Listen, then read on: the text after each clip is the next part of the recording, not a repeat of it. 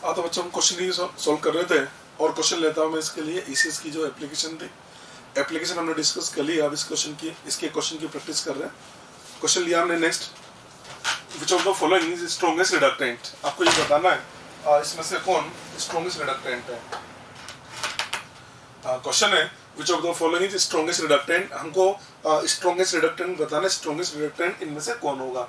ये बेसिकली मैंने क्या किया, हेडिंग कॉमन है और इसके अंदर मैंने ये 4 क्वेश्चन बना दिए। मतलब फर्स्ट क्वेश्चन के ऑप्शन ये रहे, सेकंड के ऑप्शन ये रहे, ये थर्ड क्वेश्चन है, फोर्थ क्वेश्चन। हमने एक ही बार में 4 क्वेश्चन एक साथ सोल्व करेंगे। ठीक है, हेडिंग कॉमन है, विच of the following is strongest reductant. हमको पता लगाना है इसमें से स्ट्रॉन्गेस्ट रिडक्टेंट कौन है। पहला जो क्वेश्चन है ऑप्शन दे रखे F minus Cl minus Br minus I minus 1/1 को सोल्व करते हैं। जिस क्वेश्चन को सोल्व कर रहे हैं ना ऑप्शन भी इसी के बता देते हैं, ये हमको बताना है। देखिए मैंने आपसे बोला था कि ईसीएस में आप ऊपर से नीचे चलेंगे, लिथियम से फ्लोरीन की ओर अगर ईसीएस में चलते हैं ऑक्सीडाइजिंग पावर इंक्रीज होगी और रिड्यूसिंग पावर डिक्रीज होगी। इसका मतलब आप ईसीएस में ऊपर से नीचे चलेंगे तो रिड्यूसिंग पावर तो डिक्रीज होगी। ऑप्शन में सारे हेलोजन के आयन दे रखे। आपको पता है जो हेलोजन इलेक्ट्रोड होता है, हेलोजन का जैसे मान लो क्लोरीन का इलेक्ट्रोड है तो क्लोरीन का इलेक्ट्रोड किससे बनेगा, Cl2 Cl माइनस से बनेगा, ब्रोमीन Br2 Br माइनस से बनेगा। मैंने आपसे बोला था कि जैसे हेलोजन का इलेक्ट्रोड है, जैसे मान लो क्लोरीन का इलेक्ट्रोड है तो किससे मिलकर बनता है, Cl2 और Cl माइनस से मिलकर बनता है। आपको ये भी ध्यान होगा, मैंने आपसे क्या बोला था कि एक जो इलेक्ट्रोड होता है, आपका जो एक इलेक्ट्रोड है उस एक इलेक्ट्रोड के अंदर जिसका ऑक्सीडेशन नंबर कम होता है वो रिडक्टेंट की तरह काम करता है और जिसका ऑक्सीडेशन नंबर ज्यादा होता है वो ऑक्सीडेंट की तरह काम करेगा। अगर हम इस इलेक्ट्रोड के बारे में बात करें, अगर हम देखें इस इलेक्ट्रोड के बारे में, एक क्लोरीन का इलेक्ट्रोड ले लीजिए तो क्लोरीन के इलेक्ट्रोड में Cl2 होगा, Cl माइनस होगा, Cl2 का ऑक्सीडेशन नंबर 0 हुआ, इसका -1 हुआ। इससे मेरे को पता लगा ये किसकी तरह काम करेंगे, रिड्यूसिंग एजेंट की तरह, और जो Cl2 है ये काम करेगा ऑक्सीडाइजिंग एजेंट की तरह। तो इसका मतलब तो हमें ये समझ में आया जो हेलोजन का इलेक्ट्रोड होता है उसमें जो डाई हेलोजन होगा वो तो ऑक्सीडेंट की तरह काम करेगा और उस हेलोजन का जो आयन बनेगा यानी जो अनाइन होगा ना वो काम करेगा रिडक्टेंट की तरह। तो यहाँ सारे अनाइन है, इसका सारी रिडक्टेंट की तरह काम कर रहे हैं। चलिए जी, ऊपर से नीचे जाने पर हमने आपसे बोला था आप सीरीज में ऊपर से नीचे चलोगे रिड्यूसिंग पावर क्या होगी, डिक्रीज होगी। आपको हेलोजन याद है, सबसे नीचे कौन था ईसीएस में, याद है ईसीएस में सबसे नीचे था फ्लोरीन, उसके बाद था क्लोरीन और फिर था आपका ब्रोमीन और फिर आयोडीन लिखा था। इसका मतलब आप ऊपर से नीचे जाएंगे तो रिड्यूसिंग पावर क्या होगी, डिक्रीज होगी। बस ईसीएस में जो सबसे ऊपर होगा उसकी रिड्यूसिंग पावर सबसे ज्यादा, तो स्ट्रॉन्गेस्ट रिडक्टेंट में आएगा I minus. Fourth answer I minus दिया जाएगा। ठीक है, नेक्स्ट लेते हैं। 1 बाय 1 करके मैं आपको एक्सप्लेन करता चल रहा हूं। देखिए दूसरा जो क्वेश्चन है वही स्ट्रॉन्गेस्ट रिडक्टेंट बताना है। ऑप्शन क्या दिया इसने, सोडियम, क्रोमीन, आयरन और मैग्नीशियम, इसने दे दिया। आप ईसीएस में ऊपर से नीचे चलेंगे, रिड्यूसिंग पावर क्या होगी, डिक्रीज होगी। अब आप इसका मतलब ईसीएस में इनमें से जो सबसे ऊपर होगा उसकी रिड्यूसिंग पावर सबसे ज्यादा होगी। याद करो ईसीएस। तो इसमें देखा जाए टॉप पे कौन था, लिथियम, लेक के बारात काना, याद आ गया। तो इसको अगर देखा जाए तो सबसे ऊपर कौन आ रहा है, सोडियम।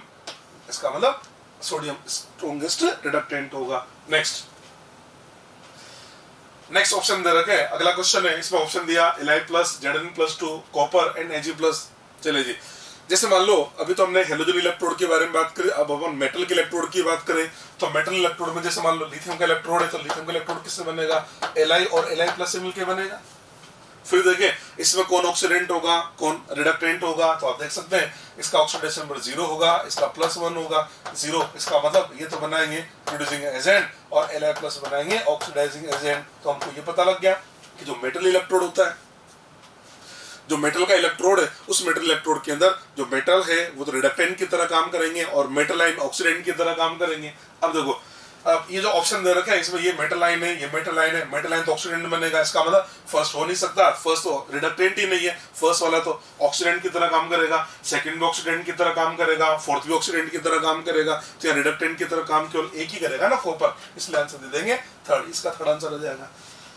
नेक्स्ट स्ट्रॉन्गेस्ट रिडक्टेंट आप देख लीजिए, फर्स्ट सेकंड थर्ड तीनों में इसने क्या दे दिया, फर्स्ट सेकंड थर्ड तो मेटल लाइन है। अभी भी क्या बताया था कि जो मेटल लाइन है, मेटल लाइन तो ऑक्सीडेंट की तरह काम करेगा, रिडक्टेंट की तरह काम ही नहीं करेगा। इसका मतलब इनमें से तो कोई भी रिडक्टेंट नहीं है, आंसर दे देंगे फोर्थ नन। इसका आंसर दिया जाएगा नन।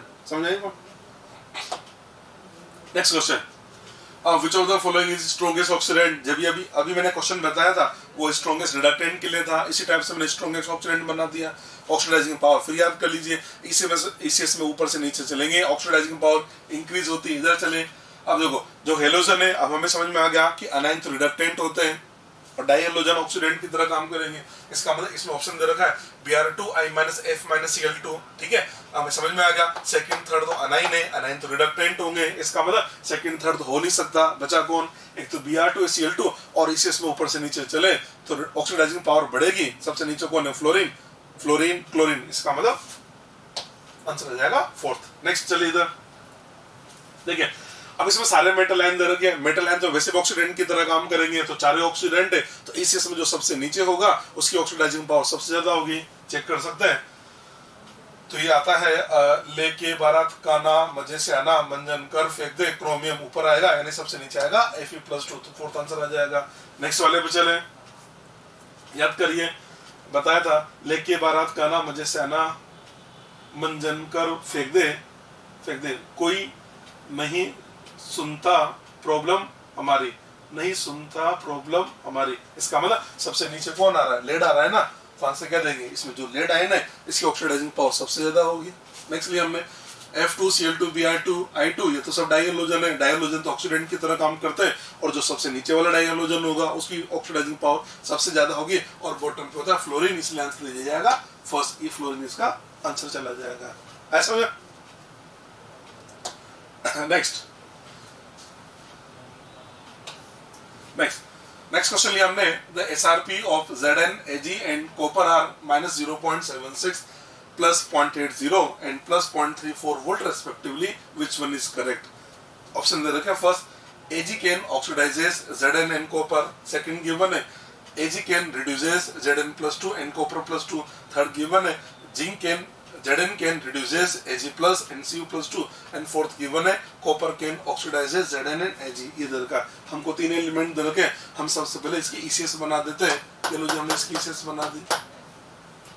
SRP दे रखा है, ECS बनाते समय क्या काम करेंगे, इंक्रीजिंग ऑर्डर ऑफ SRP, इनमें से देखा जाए तो लिस्ट SRP आ रहा है जिंक के लिए, तो जिंक का इलेक्ट्रोड आप ये लिखोगे ना, जिंक का इलेक्ट्रोड, ये जिंक इलेक्ट्रोड ऐसे लिख देता हूं मैं, Zn+2 ऑब्लिक जिंक, ये जिंक इलेक्ट्रोड आ गया। इससे ज्यादा SRP कॉपर के लिए सेकंड नंबर पे आता है ये copper electrode, copper+2 oblique copper, और थर्ड नंबर पे आता है ये सिल्वर, ये लीजिए ये सिल्वर आ गया, ठीक है जी। देखिए आपसे हमने बोल रखा है आप सीरीज में ऊपर से नीचे चलेंगे तो रिड्यूसिंग पावर तो कम होगी, ऑक्सीडाइजिंग पावर इंक्रीज होगी, इसका मतलब ECS में जो सबसे ऊपर होता है वो स्ट्रॉन्गेस्ट रिडक्टेंट होगा, जो सबसे नीचे होगा वो स्ट्रॉन्गेस्ट ऑक्सीडेंट होगा। इसका मतलब ये जो सिल्वर वाला इलेक्ट्रोड है इसके लिए बोल सकते हैं ना, ये तो किसकी तरह काम करेंगे, ये तो काम करेंगे स्ट्रॉन्गेस्ट ऑक्सीडेंट की तरह,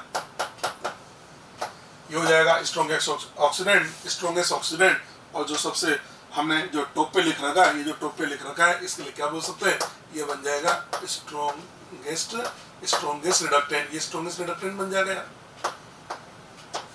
देखिए अब हमने क्या बोला कि ये स्ट्रॉन्गेस्ट रिडक्टेंट, अगर ये स्ट्रॉन्गेस्ट रिडक्टेंट है इसका मतलब ये जो जिंक वाला इलेक्ट्रोड है ये स्ट्रॉन्गेस्ट रिडक्टेंट है ना, तो इन दोनों को रिड्यूस कर देगा। रिड्यूस कौन करेगा, तो रिड्यूस वो करेगा जो रिडक्टेंट की तरह काम करेगा।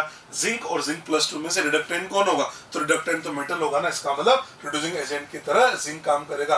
तो जिंक क्या करेगा, रिड्यूस करेगा, किस किस को रिड्यूस करेगा भाई, एक तो करेगा copper+2 को और एक करेगा Ag+ को। तो ऑप्शन एक क्या दिखाई दे रहा है मेरे को, एक दिखाई दे रहा है Zn can reduces Cu+2 and Ag+, Zn can reduces Ag+ and Cu+, third को मेरे को एकदम सही नजर आ रहा है। चलिए जी सिल्वर पे चले, सिल्वर अब इसमें देखा जाए तो तीनों में से पावरफुल ऑक्सीडेंट कौन है, सिल्वर वाला पावरफुल ऑक्सीडेंट है, तो ये इन दोनों को ऑक्सीडाइज करेगा। ऑक्सीडाइज किसको करेगा, तो ऑक्सीडाइज जिंक को करेगा और कॉपर को करेगा। कौन करेगा, वो करेगा जो ऑक्सीडेंट की तरह काम करेगा। Ag और Ag+ में से ऑक्सीडेंट की तरह कौन काम करेगा, Ag या Ag+, तो ऑब्वियस बात Ag+, तो हमको क्या बोलना चाहिए कि जो Ag+ है ना, Ag+ जिंक और कॉपर दोनों को ऑक्सीडाइज कर देगा। ऑप्शन नंबर फर्स्ट दे रखा है Ag can oxidizes Zn and copper, तो फर्स्ट ऑप्शन जो है ना इसके अंदर इसने Ag लिखा है, पर यहाँ क्या आना चाहिए था, Ag या Ag+ आना चाहिए था, इसलिए फर्स्ट वाला ऑप्शन नहीं हो सकता। इसका मतलब फर्स्ट सही नहीं है। फर्स्ट सही क्यों नहीं है, रीजन क्या है,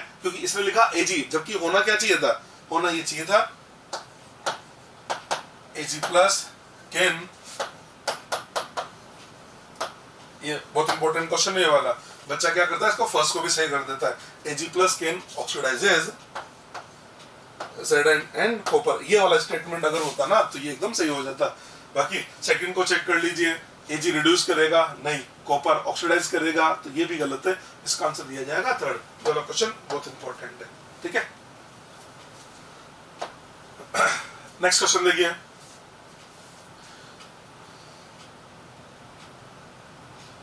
नेक्स्ट हमने लिया, गिवन है I2 प्लस 2 इलेक्ट्रॉन से 2I माइनस बना, इसका E नोट गिवन है 0.54 वोल्ट।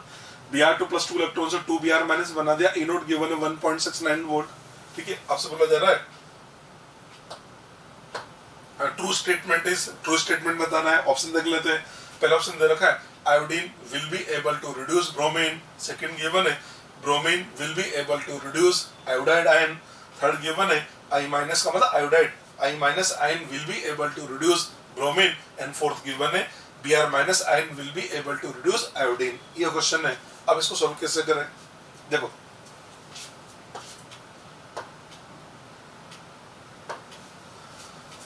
देखो इसके पहले जो क्वेश्चन था ना, इसके पहले क्वेश्चन के अंदर हमारे 3 इलेक्ट्रोड दे रखे थे, ठीक है। अब इस क्वेश्चन के अंदर हमें 2 इलेक्ट्रोड दे रखे हैं। तो जब 2 इलेक्ट्रोड दे रखे हो तो आप एक काम करो ना, अगर 2 इलेक्ट्रोड, इसका एक एनोड बनेगा एक कैथोड बनेगा, तो जब 2 इलेक्ट्रोड हो ना तो सबसे पहले क्या काम करें, उसको लेके रिडॉक्स लिख दो, अपने आप आपका काम हो जाएगा। चलिए जी, अब रिडॉक्स लिखने का तरीका, इसमें एक ऑक्सीडेंट के, इसमें से भी क्या होगा, रिडॉक्स का मतलब एक ऑक्सीडेंट होगा और दूसरा रिडक्टेंट होगा। मैंने आपको बता ही रखा है ऑक्सीडेंट रिडक्टेंट कैसा पता लगाते हैं, इस में ऊपर से नीचे जाएंगे, रिड्यूसिंग पावर कम होगी, ऑक्सीडाइजिंग पावर बढ़ेगी, ऐसे बोल सकते हैं। इस में अगर मान लो आपको 2 एलिमेंट दे रखे हैं तो अपर वाला एलिमेंट हमारा रिडक्टेंट की तरह काम करेगा और लोअर एलिमेंट ऑक्सीडेंट की तरह काम करेगा। अगर आपको एक सेल बनाना है, मैं आपको क्या सिखा रहा हूँ, मैं आपको एक रिडॉक्स बनाना सिखा रहा हूँ कि इनकी रिडॉक्स कैसे बनती है, या ऐसे बोल सकते हैं एक सेल कैसे बनेगा। क्योंकि सेल का मतलब क्या हुआ, एक एनोड होगा कैथोड होगा, तो आपको वही तो समझाना हूं मैं। तो मैं ऐसे लिखवा देता हूं, फॉर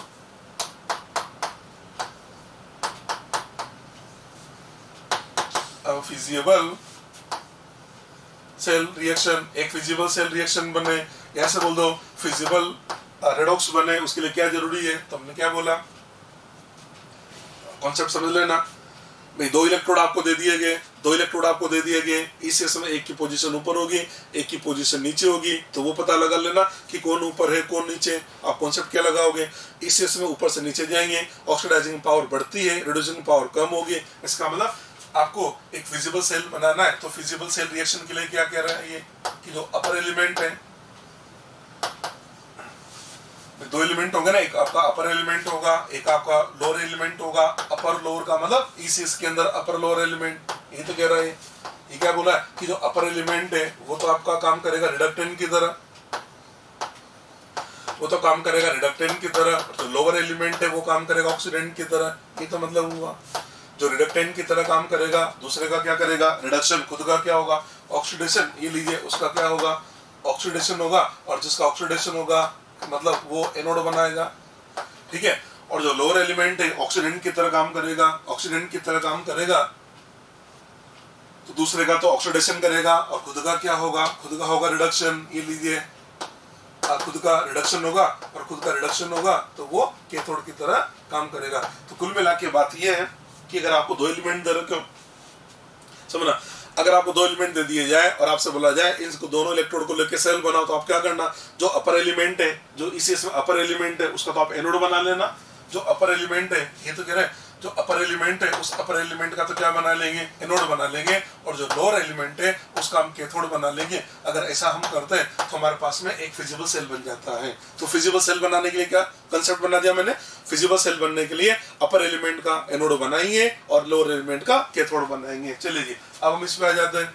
ये हमको 2 इलेक्ट्रोड दे रखे आयोडीन ब्रोमीन के, इनके अब पहले ये देखना है इसमें जो इलेक्ट्रोड पोटेंशियल दे रखे हैं, ये एसआरपी एसओपी है। आयोडीन 0 से -1 रिडक्शन मतलब एसआरपी दे रखा है, ब्रोमीन 0 से -1 रिडक्शन मतलब एसआरपी है, मतलब दोनों को एसआरपी दे दिए। कम एसआरपी कौन है, लीस्ट वैल्यू कौन है 0.54। इसका मतलब अगर इन दोनों को लेके हम ईसीएस बनाए, अगर हम इन दोनों को लेके ईसीएस बनाए तो क्या देखने को मिल रहा है, आयोडीन का इलेक्ट्रोड हमारा आ जाएगा ऊपर और जो ब्रोमीन का इलेक्ट्रोड है वो हमारा आ जाएगा नीचे। ये हमने इस ईसीएस के डाटा को देख के ये बना दिया, ठीक है।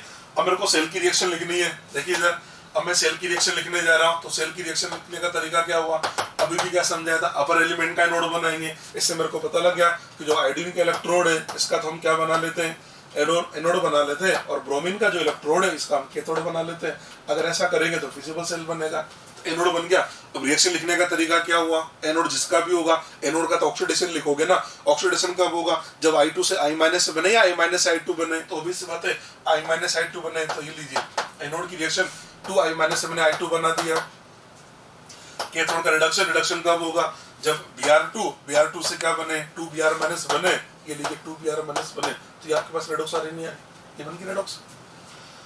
ठीक है, ये आपकी रेडॉक्स बना ली ना। अब इस रेडॉक्स को देख के देखो रिजल्ट अपने आप पता लग रहा है। रेडॉक्स को देखकर क्या पता लग रहा है, आयोडीन नहीं, ये आयोडाइड है, आयोडाइड। तो ऐसे बोल सकते हैं ना कि जो हमारा आयोडाइड आयन है ना, इस आयोडाइड आयन ने Br2 से Br- बना दिया। तो यहाँ पर जीरो ऑक्सीडेशन नंबर, यहाँ -1, तो 0 से -1 का मतलब इसका क्या हुआ, इसका हुआ रिडक्शन। इसका रिडक्शन किसने किया भैया, इसका रिडक्शन किया I- ने। तो इसका मतलब I- एक रिड्यूसिंग एजेंट की तरह काम करेगा। ऐसे समझ लो, I- जो है ना, -1 से कहाँ जा रहा है, 0 में गया। -1 से 0 में जाने का मतलब इसका क्या हो रहा है, खुद का इसका हो रहा है ऑक्सीडेशन। ये लीजिए इसका ऑक्सीडेशन हुआ। तो अगर इसका ऑक्सीडेशन हो रहा है तो Br2 ने क्या किया, इसका ऑक्सीडेशन कर दिया, तो ये ऑक्सीडाइजिंग एजेंट बन जाएगा। इसको देख के ऐसे बोला जा सकता है ना, iodide ion can be able to reduce bromine. ऐसे एक होगा ना कि आयोडाइड आयन ने क्या किया, ब्रोमीन को रिड्यूस कर दिया, या आप ये भी बोल सकते हैं कि ब्रोमीन ने आयोडाइड आयन को ऑक्सीडाइज कर दिया। अब आपको ऑप्शन देखने पड़ेंगे।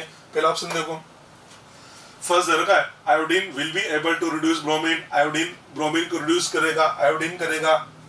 ठीक है, अब इसने क्या बोला, रिड्यूस आयोडीन नहीं करेगा, आयोडीन तो I2 ये होता है, तो रिड्यूस तो आयोडाइड आयन कर रहा है। तो पहला ऑप्शन तो गलत हो गया क्योंकि उसने आयोडीन लिखा हुआ है, आयोडीन की जगह क्या आना चाहिए था, वहां पर आना चाहिए आयोडाइड आयन। फर्स्ट गलत हो गया। सेकंड को चेक करें, सेकंड दे रखा है bromine will be able to reduce iodide ion, bromine iodide को रिड्यूस करेगा, ये भी गलत दे रखा है। Third iodide ion will be able to reduce bromine, यार थर्ड तो एकदम सही है, थर्ड सही हो गया आपका। फोर्थ चेक कर लो, Br- आयन Br- रिड्यूस नहीं करेगा, Br- तो प्रोडक्ट में, तो Br- तो कुछ करेगा नहीं ना, इसलिए इसका आंसर दिया जाएगा थर्ड। ये लीजिए थर्ड आंसर आ गया। तो जब ऐसा क्वेश्चन आ जाए ना, आपको अगर 2 इलेक्ट्रोड दे रखे हो तो बेस्ट मेथड है, अगर 2 इलेक्ट्रोड दे रखे हो तो आप बेस्ट मेथड क्या है उसके लिए, आप उसका रिडॉक्स लिखो, रिडॉक्स लिखोगे तो अपने आप आंसर पता लग जाएगा इस क्वेश्चन का आंसर क्या आएगा। ठीक है जी, नेक्स्ट क्वेश्चन लेते हैं। नेक्स्ट क्वेश्चन लिया हमने, on the basis of following chemical changes mention the position of metal ABCD E and hydrogen इनिशियस। आपको दे रखा है कुछ केमिकल चेंजेस गिवन है, और केमिकल चेंजेस को देख के आपको बताना है कि जो मेटल ABCD E है और हाइड्रोजन है उसकी इसी से पोजीशन क्या होगी। ठीक है, फर्स्ट हमको दे रखा है, ये ऑप्शन नहीं है, ये तो पॉइंट दे रखे हमको, केमिकल चेंजेस दे रखे। फर्स्ट दे रखा है A+H2SO4, इससे हमने बना दिया ASO4 प्लस हाइड्रोजन। सेकंड दे रखा है C+ACl2, इससे हमने बना दिया CCl2 प्लस है। नेक्स्ट दे रखा है C+ECl2, नो रिएक्शन। नेक्स्ट लिखा हमने D+2BCl, DCl2 प्लस 2 भी बना दिया। फिफ्थ दे रखा है D+H2SO4 और इसकी नो रिएक्शन दे रखी है। चलिए जी, अब इसको देख के हमसे बोला है कि आप इनकी ECS में पोजीशन बता दो। कुल मिला के हमको ECS बनानी है, ECS बनानी है। एक जगह तो मैंने ये हाइड्रोजन लिख दिया, ये चलो मैंने ये हाइड्रोजन लिख दिया। देखते चले फर्स्ट क्या कह रहा है, देखते चलते हैं। फर्स्ट क्या बोला, A को H2SO4 में डाला तो हाइड्रोजन को रिप्लेस कर रहा है, हाइड्रोजन को डिस्प्लेस कर दिया। मैंने आपसे बोला था कि ECS में जो भी मेटल हाइड्रोजन के ऊपर होगी वो डाइल्यूट एसिड के साथ हाइड्रोजन को डिस्प्लेस करते हैं। तो H2SO4 के साथ हाइड्रोजन को डिस्प्लेस कर रहा है। इससे मेरे को पता लगा ये जो A है वो ECS में हाइड्रोजन के ऊपर होगा। ये हाइड्रोजन है तो A इसके ऊपर होगा, A को हमने यहाँ रख दिया। सेकंड को चेक करते हैं।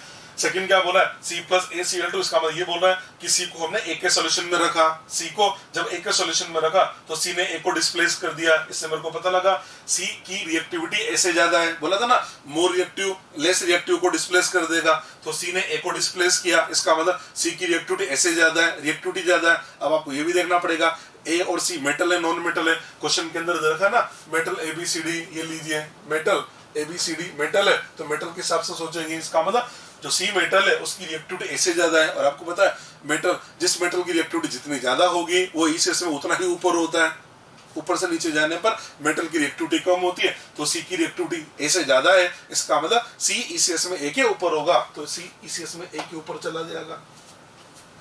नेक्स्ट, सी को हमने रखा ई के सोल्यूशन में, तो सी को जब ई के सोल्यूशन में रखा तो सी ई को नहीं हटा पा रहा है, इसका मतलब ये हुआ सी की रिएक्टिविटी ई से कम है, ऐसे बोलो ई की रिएक्टिविटी सी से ज्यादा है, इसका ई सी के भी ऊपर चला जाएगा, तो ई और ऊपर चला गया, ये लीजिए हमने ई दे दिया है। ठीक है, नेक्स्ट चलते हैं, डी को कहा रखा बी के सोल्यूशन में, देखो डी को रखा हमने बी के सोल्यूशन में, तो डी ने बी को डिस्प्लेस कर दिया, इससे पता लगा डी की रिएक्टिविटी बी से ज्यादा है, तो डी ECS में बी के ऊपर होगा, पर बी का पता नहीं, इसको भी होल्ड करें, फिफ्थ पे आ जाओ। डी को रखा H2SO4 में, तो डी को H2SO4 में रखा तो हाइड्रोजन को डिस्प्लेस नहीं कर रहा है, इससे मेरे को पता लगा डी ECS में हाइड्रोजन के नीचे है, डी ECS में हाइड्रोजन के नीचे है और बी के ऊपर है, तो हम ऐसे लिख सकते हैं ना, हाइड्रोजन के तो नीचे है और बी के ऊपर है। ये लीजिए हमने ये ECS बना दी ABCDE और हाइड्रोजन को लेके, बहुत इंपॉर्टेंट क्वेश्चन है।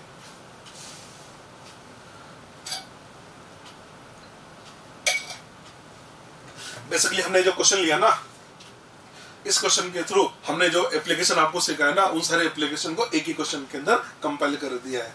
अच्छा क्वेश्चन है। नेक्स्ट देखो, गिवन आपको गिवन है I2 + 2 इलेक्ट्रॉन से 2I माइनस, इसका E नोट गिवन है 0.54 volt. Next MnO4 minus plus 8H plus 5 electron, इससे बना दे Mn + 2 + 4H2, इसका E नोट गिवन है 1.52 volt. Next Fe+3 plus electron से Fe+2 बना दिया, E नोट गिवन है 0.77 वोल्ट। नेक्स्ट Sn+4 + 2 इलेक्ट्रॉन से Sn+2 बना दिया, E नोट गिवन है 0.15 वोल्ट। आइडेंटिफाई, आपको आइडेंटिफाई करना है strongest reductant, strongest oxidant, weakest reductant and weakest oxidant. हमको स्ट्रॉन्गेस्ट और वीकेस्ट ऑक्सीडेंट और रिडक्टेंट पता लगाना, ये क्वेश्चन दे रखा है। इसका मतलब इसने 4 इलेक्ट्रोड दे दिए, ये 4 इलेक्ट्रोड हमको दे रखे हैं। ठीक है, अब क्वेश्चन को सोल्व करना है, तो क्वेश्चन को सोल्व करने का तरीका क्या होगा? सबसे पहले आप क्या काम करेंगे? सबसे पहले आप ECS बनाएंगे। सबसे पहले आपका क्या काम होगा? सबसे पहले आपका काम होगा ECS बनाना, तो 4 इलेक्ट्रोड है, ECS बना लेते हैं। आपको याद है मैंने आपसे बोला था स्ट्रॉन्गेस्ट रिडक्टेंट, अगर आपको स्ट्रॉन्गेस्ट और वीकेस्ट पता लगाना तो स्ट्रॉन्गेस्ट और वीकेस्ट तो मैं टॉप और बॉटम वाले बता देंगे।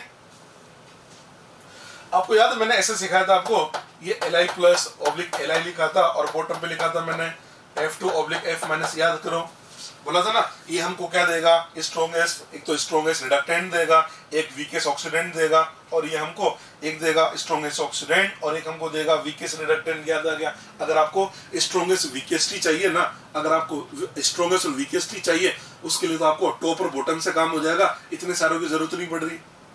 और यार अगर आपको स्ट्रॉन्गेस्ट वीकेस्ट पता लगाना है तो उसके लिए क्या काम करें? एक तो आप एक काम करें, एक तो टॉप एलिमेंट रख लीजिए, एक आप बॉटम एलिमेंट रख लीजिए, बाकी किसी की जरूरत ही नहीं है, तो टॉप और बॉटम को रखे, बाकी सबको हटा दो, ये आपका काम हो जाएगा। चलिए जी, हम टॉप और बॉटम को रख लेते हैं। अब टॉप और बॉटम क्या मतलब? टॉप पर कौन होगा? जिसका SRP सबसे कम होगा। सबसे पहले तो आप ये देखिए, सबका SRP दे रखा है या किसी का SOP भी है, चेक कर लेते हैं। आयोडीन की बात करें, 0 से -1 रिडक्शन SRP हो गया। मैग्नीज +7 से +2 रिडक्शन SRP हो गया। आयरन +3 से +2 रिडक्शन SRP हो गया। Sn+4 से +2 रिडक्शन SRP हो गया। इसका मतलब हमको सभी एलिमेंट के SRP दे रखे हैं। चलिए अब आप क्या काम करें? एक तो टॉप एलिमेंट रखें। टॉप कौन होगा? जिसका SRP सबसे कम होगा। सबसे कम SRP Sn वाले का, इसका मतलब हमारे पास टॉप पर एलिमेंट आएगा Sn+4/Sn+2, ये तो टॉप पर आ गया। और बॉटम पे चले तो बॉटम पे कौन आ जाएगा? जिसका SRP सबसे ज्यादा होगा और वो मैग्नीज वाला है। इसका मतलब बॉटम पे हमारे पास इलेक्ट्रोड आ रहा है MnO4- Mn+2 इलेक्ट्रोड तो इसी का बना हुआ है ना, Mn+2 MnO4- का। फिर आप सोचते होंगे सर इतने सारा क्या लिखा हुआ है? ये कुछ भी नहीं, इलेक्ट्रोड तो MnO4- Mn+2 का बना हुआ है। वो तो इसको जो बैलेंस करते हैं ना, तो बैलेंस करने के लिए इसके अंदर H+ वाटर और H+ इलेक्ट्रॉन आ जाते हैं। तो इलेक्ट्रोड जब लिखे ना, तो इलेक्ट्रोड तो केवल आप ये लिखोगे ना, MnO4- Mn+2 करके इलेक्ट्रोड लिखोगे। चलिए जी, अब आपको ये भी बोला था एक जो इलेक्ट्रोड होता है, एक इलेक्ट्रोड के अंदर जिसका ऑक्सीडेशन नंबर कम है वो रिडक्टेंट, जिसका ज्यादा ऑक्सीडेंट की तरह काम करेगा। क्या बोला था? टॉप वाला क्या देगा? स्ट्रॉन्गेस्ट रिडक्टेंट देगा। अब स्ट्रॉन्गेस्ट रिडक्टेंट कौन होगा? Sn+2। स्ट्रॉन्गेस्ट रिडक्टेंट आंसर देंगे Sn+2। देखते चलिए, सेकंड क्या पूछ रहा है, स्ट्रॉन्गेस्ट ऑक्सीडेंट कौन देगा, बॉटम वाला, और बॉटम में भी हायर ऑक्सीडेशन स्टेट, इसका आंसर MnO4 माइनस चला गया। नेक्स्ट बोला हमसे, और वीकेस्ट रिडक्टेंट कौन होगा, जो बॉटम पे होगा, तो आंसर क्या दिया हमने, इसका आंसर दे दिया हमने Mn+2। एक हमसे बोल रहा है वीकेस्ट ऑक्सीडेंट वो टॉप पर, और वो आ जाएगा SN+4 बन जाएगा वीकेस्ट ऑक्सीडेंट। हो गया ना क्वेश्चन सॉल्व। ठीक है, नेक्स्ट देखते हैं।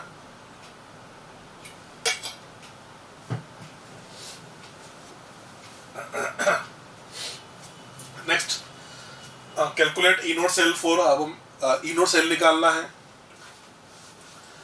सेल दे दिया zinc oblique zinc +2 aqueous copper +2 aqueous oblique copper, और गिवन है E naught Zn oblique Zn+2 plus 0.76 volt. एक हमको गिवन है E naught copper +2 oblique copper 0.34 volt, हमसे पूछा जा रहा है इसका ई नोट सेल क्या होगा, ये ई नोट सेल निकालना है।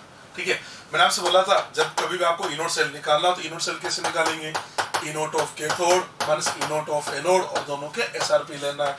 क्या करना है आपको, कैथोड के एसआरपी में से एनोड का एसआरपी माइनस करना है, कैथोड एनोड। तो इसका मतलब अब आपको क्वेश्चन में क्या पता लगाना, सबसे पहले पता लगाइए कैथोड किसका बना हुआ है, एनोड किसका बना हुआ है। इसको पता लगाने के लिए आपको सेल को देखना है। ये हमें जो क्वेश्चन देते हैं ना, हमको जो क्वेश्चन दिया जाता है या तो सेल का रिप्रेजेंटेशन देगा या सेल की रिएक्शन देगा। इस वाले क्वेश्चन को देखा जाए तो हमको सेल का रिप्रेजेंटेशन दे रखा है। अगर रिप्रेजेंटेशन दे रखा हो तो बेस्ट मेथड है, लेफ्ट हैंड साइड वाला एनोड होता है, राइट हैंड साइड वाला कैथोड होता है। तो लेफ्ट हैंड साइड पे ये लिखा हुआ है, इसका मतलब ये बन गया हमारा एनोड, और राइट हैंड साइड पे ये कैथोड होगा। इस सेल को देख के क्या पता लग रहा है, इस सेल को देख के पता लग रहा है इसने कॉपर इलेक्ट्रोड का तो कैथोड बनाया है और जिंक इलेक्ट्रोड का एनोड बनाया है। ये हमने इसको देख के पता लगा लिया। अब हम ये देखना है कि कैथोड एनोड के एसआरपी दे रखे हैं, एसओपी देखने के लिए ये जो डाटा है ना, इसको देखना होता है। देखो ये लिखा हुआ ई नोट Zn+2 का जिंक का ऑक्सीडेशन करके दिखा रखा है। इसका मतलब इसने जिंक का हमको दे दिया एसओपी, तो हमने इसको बोल के और इससे जिंक का एसआरपी पता लगा लिया। जिंक का एसआरपी -0.76 वोल्ट आ गया। और जो कॉपर है ना, कॉपर का तो ऑलरेडी हमको एसआरपी ही दे रखा है। इसका मतलब एक तरह से कॉपर का एसआरपी कितना है, 0.34 वोल्ट है, जिंक का एसआरपी -0.76 वोल्ट है। आप देख सकते हैं कैथोड कॉपर का एसआरपी की जगह हम क्या लिखेंगे, इसका एसआरपी 0.34, इसमें से माइनस कर दिया -0.76, इसका आंसर आ जाता है +1.10 वोल्ट। ये लीजिए, इसका ई नोट सेल आ गया। तो जब इनोड सेल वाले क्वेश्चन आए तो इनमें कॉन्सेप्ट क्या है, सबसे पहले एनोड कैथोड का पता लगाना। एनोड कैथोड का पता कैसे लगाते, जो हमको सेल दे रखा वहां से एनोड कैथोड का पता लगाते, ना कि जो गिवन डाटा, इस डाटा से पता नहीं लगा रहे, इसको देख के पता लगा रहे। डाटा को देख के तो पता लगाते हैं कि एसआरपी दिया या एसओपी दिया। एक दो क्वेश्चन और लेते हैं, आप सब समझ जाएंगे। नेक्स्ट क्वेश्चन लिया मैंने, कैलकुलेट इनोड सेल फॉर, हमको इनोड सेल निकालना है। रिएक्शन दे रखी है 2 क्रोमियम +3 Fe+2 एक्वस, हमने 2 क्रोमियम +3 एक्वस +3 आयरन बना दिया। अब देखो इसमें जो क्वेश्चन दिया ना, इसके पहले वाले में सेल का प्रेजेंटेशन था, इसमें सेल की रिएक्शन दे रखी है। इसके पहले वाले में क्या था, सेल का प्रेजेंटेशन था। तो जब प्रेजेंटेशन देते हैं तो लेफ्ट राइट देख लेते हैं। अब इसमें क्या दिया, सेल की रिएक्शन। जब रिएक्शन दे रखी हो ना सेल की, अगर सेल की रिएक्शन दे रखी हो तो क्या करें, एनोड का ऑक्सीडेशन हो रहा होगा और कैथोड का रिडक्शन हो रहा होगा। अच्छा, गिवन, इसके लिए गिवन डाटा है, ये दोनों के पोटेंशियल हमको दे रखे। अब जो पोटेंशियल दे रखे वो तो हम चेक करेंगे, एसआरपी दिया एसओपी दिया। इसका मतलब इन दोनों को देख के तो पता लगता है एसआरपी एसओपी, और रिएक्शन को देख के पता लगेगा एनोड कैथोड कौन है। तो सबसे पहले तो हम एनोड कैथोड का पता लगाते हैं। देखिए इधर क्रोमियम 0 से कहां जा रहा है, +3 में। क्रोमियम 0 से कहां गया, +3। इसका क्या हो रहा है, ऑक्सीडेशन। इससे मेरे को पता लगा इसने क्रोमियम का एनोड बना रखा है। और आयरन +2 से जा रहा है हमारा 0 में, रिडक्शन। इससे पता लगा कि आयरन का कैथोड बना दिया। एनोड कैथोड का पता मैंने यहाँ से लगा लिया। इनको देख के पता लगाऊंगा एसआरपी दिया एसओपी दिया। देखो उधर क्रोमियम का इलेक्ट्रोड क्या लिखा, क्रोमियम से क्रोमियम +3, क्रोमियम का ऑक्सीडेशन दिखा रखा है, यानी ये एसओपी दे रखा है। तो हम क्रोमियम का एसआरपी लिख सकते हैं। क्रोमियम का एसआरपी आ जाएगा -0.75 वोल्ट। ये क्रोमियम का एसआरपी आ गया। ठीक है, नेक्स्ट आयरन का ऑलरेडी एसआरपी दे दिया। जब एसआरपी दे रखा तो चेंज करने की जरूरत नहीं है। हमको लाना क्या, हमको इनोड सेल लाना है। ये लीजिए इनोड सेल के लिए क्या बोल रखा है, inode of cathode minus inode of anode, और दोनों का एसआरपी लेना है। ये लीजिए दोनों का एसआरपी लेना है। कैथोड, कैथोड किसका बना, आयरन का, आयरन का एसआरपी हमारे पास है -0.54 वोल्ट दे रखा है, और एनोड क्रोमियम का है, इसका एसआरपी -0.7, इसको सोल्व करें तो बनता है -0.45 प्लस 0.75, इसको सोल्व करने से आंसर आ जाता है +0.30 वोल्ट, ये इस क्वेश्चन का आंसर आ जाता है +0.30 वोल्ट। ठीक है,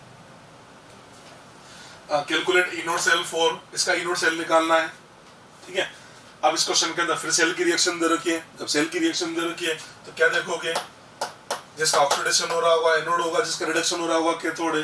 देख सकते हैं मैग्नीशियम 0 से कहा गया +2 ऑक्सीडेशन, यानी इसने सेल में मैग्नीशियम का एनोड बना रखा है, और जो सिल्वर है Ag+Ag, सिल्वर का इसने कैथोड बना रखा है, एनोड कैथोड का पता लगा लिया। ठीक है, अब ये जो दे रखा है इसको देख के पता लगाएंगे, एसआरपी गिवन है एसओपी, मैग्नीशियम Mg+2 से Mg रिडक्शन एसआरपी दे रखा है, सिल्वर Ag+Ag एसआरपी, इसका मतलब इसमें मैग्नीशियम और सिल्वर दोनों के एसआरपी दे रखे हैं, हमको इनोड सेल लाना है। इनोड सेल कैसे निकालते हैं, इनोड सेल होता है E naught of cathode minus E naught of anode, और दोनों का हमको एसआरपी लेना है।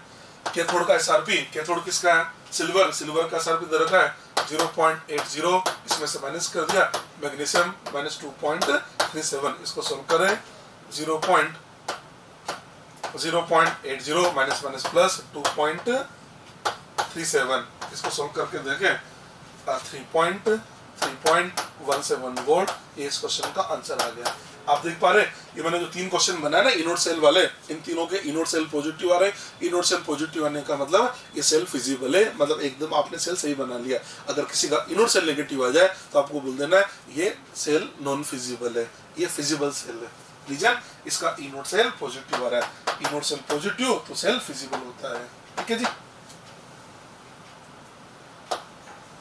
Next calculate E naught cell for, अब हमको इसका इनोड सेल निकालना है। देखते हैं इसका इनोड सेल क्या होगा।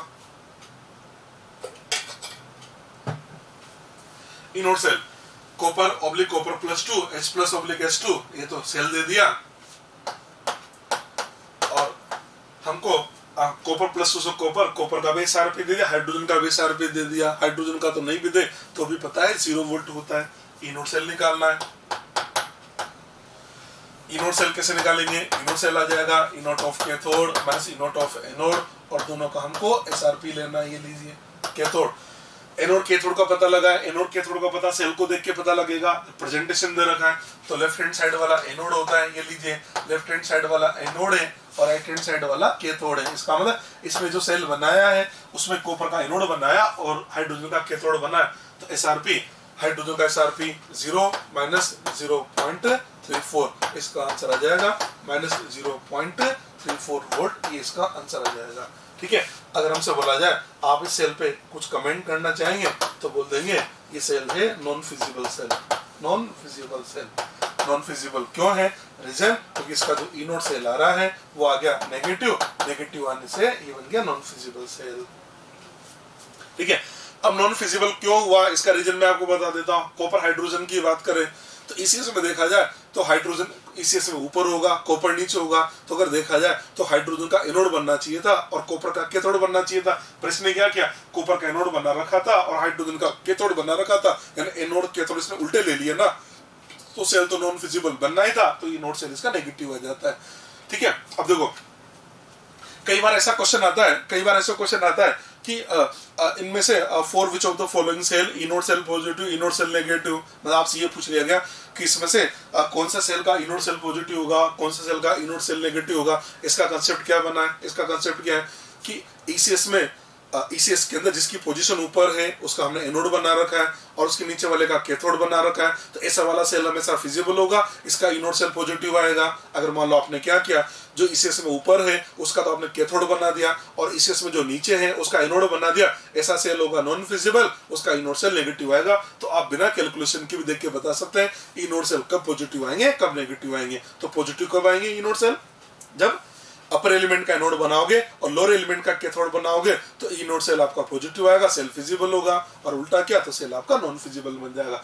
अब देखो इसमें अब ये जो क्वेश्चन आया ना, ये मैंने जो आपको 4 क्वेश्चन करवाए ना, इनके अंदर क्या सेल हम नहीं बना रहे, सेल हमको बना के दे रखा है, सेल तो क्वेश्चन में बना के दे रखा है, तो हमें सेल थोड़ी ना बनाना है, हमें तो ये बताना है कि सेल तो बना के दे रखा है, तो हमें ये पता लगाना था इसने जो सेल बना के दिया किसका एनोड बनाया, किसका कैथोड बनाया। हम खुद सेल नहीं बना रहे, सेल हमको बना के दे रखा है। देखो मैं एक क्वेश्चन और लेता हूं। क्वेश्चन क्या लिया मैंने, a galvanic cell is constructed by using copper and hydrogen electrode, SRP of copper and hydrogen are this.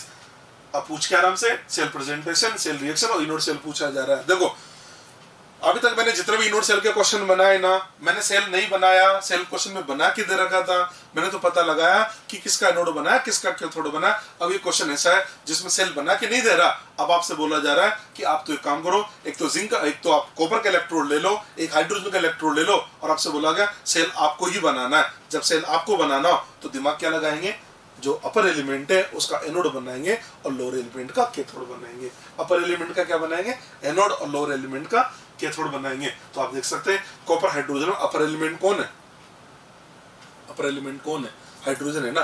तो हाइड्रोजन का आप क्या बनाओगे, एनोड। तो प्रेजेंटेशन में क्या लिखोगे, एनोड, एनोड हाइड्रोजन का, तो एनोड हाइड्रोजन का तो जैसे लिखेंगे ना H2/H+, ये एनोड हो गया हाइड्रोजन का।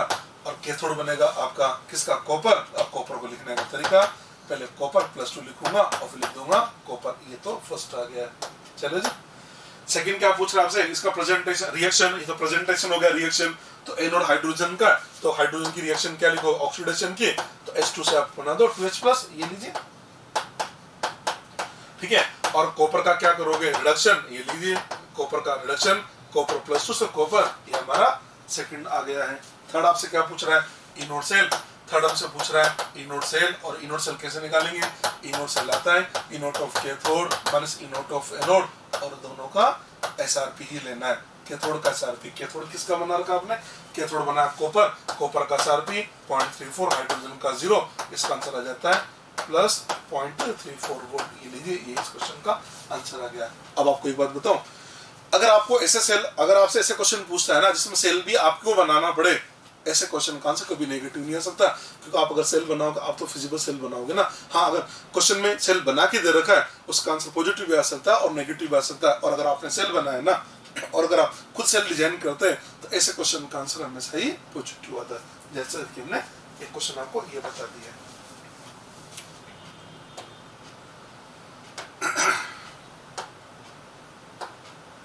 ठीक है जी, नेक्स्ट क्वेश्चन लेते हैं।